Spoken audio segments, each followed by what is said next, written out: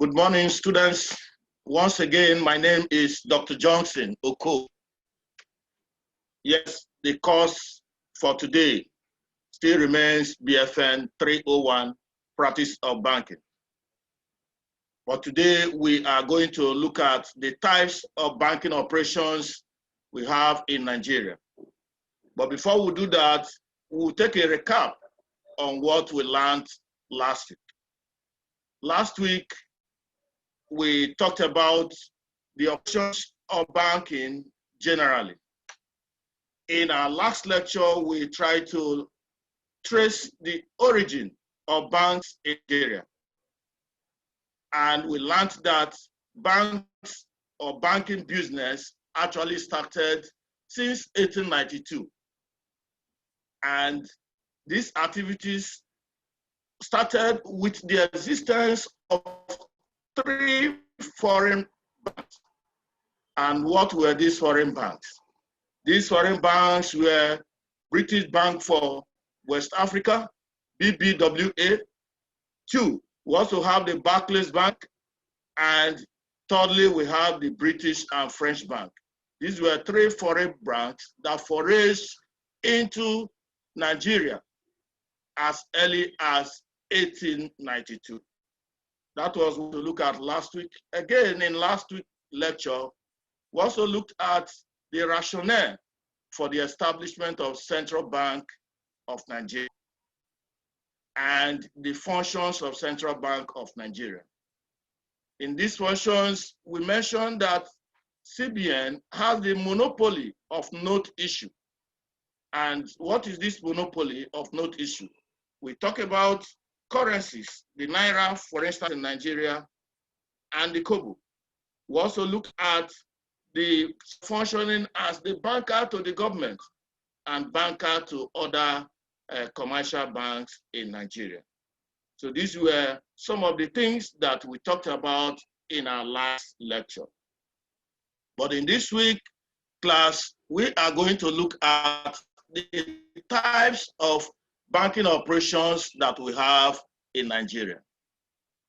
Specifically, today we'll be talking about commercial banking. You know that before now, we used to have what we call the universal banking model.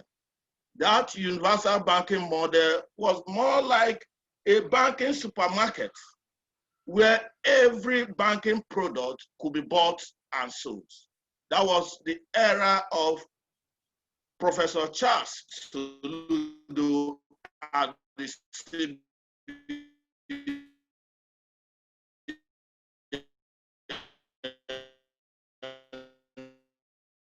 government.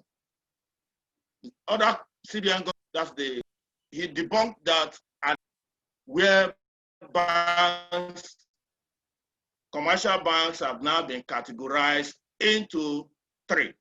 But before we do that, we are going to look at what are the functions of these commercial banks. What do they do? Commercial. One is that they take deposits and maintain current or savings accounts. Commercial banks are also known as retail banks. Retail in the sense that they can forage into any business around, unlike the wholesale banks. They can also provide financial and credit facilities. 2 things are key here. They take deposits and they also give credit facilities to retail customers. And they also deal in foreign exchange services or foreign exchange transactions. These are some of the activities of commercial banks that we know of.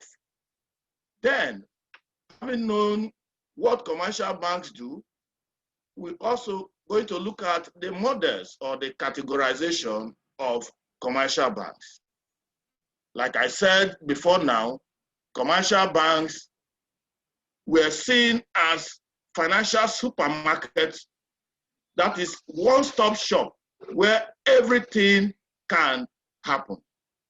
But with the coming in of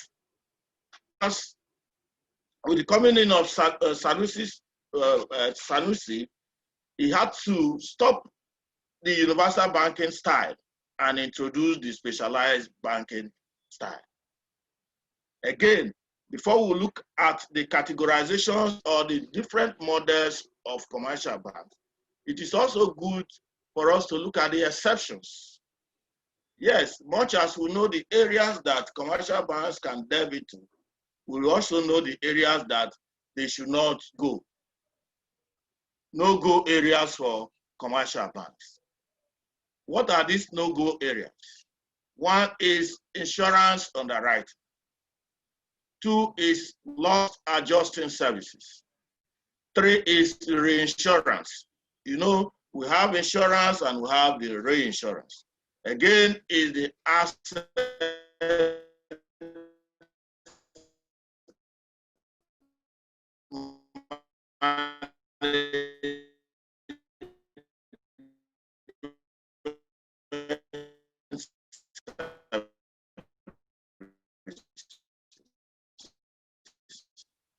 I was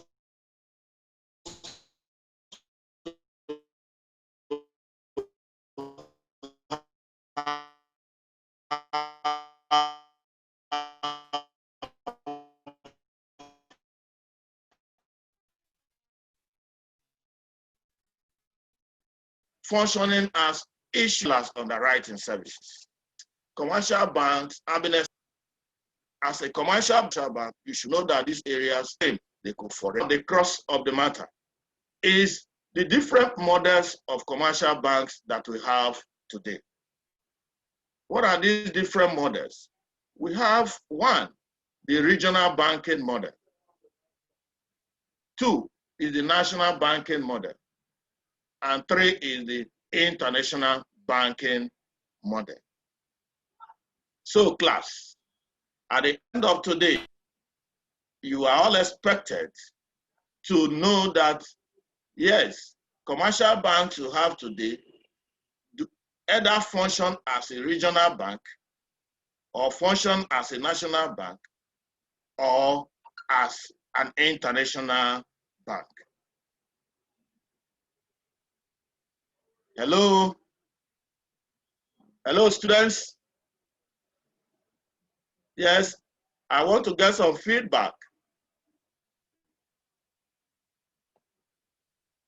Yes, Rega, you want to say something? Yeah, when you were talking about the reinsurance and insurance stuff, the audio was not really clear, so I didn't share a section of the lecture. When you talk about the parts of the commercial banks that were no longer allowed under the Sanusi tenure, like insurance and reinsurance, and then the audio was really not good. So I would like you to go over it again. Oh, thank you so very much. Yeah, actually, what I said was that before the Sanusi era, we had Professor Charles Soludo as the CBN governor, and what we were operating then was the universal banking model. And with the universal bank, that's with the entrance of specialized banking model as advocated by Sanusi, some areas were declared as no-go areas. And some of these areas are the insurance businesses. That's insurance underwriting. Then I also mentioned reinsurance, which is also an extension to insurance business. And again, we have the asset management services. We also have functioning as issuing houses or capital market underwriting.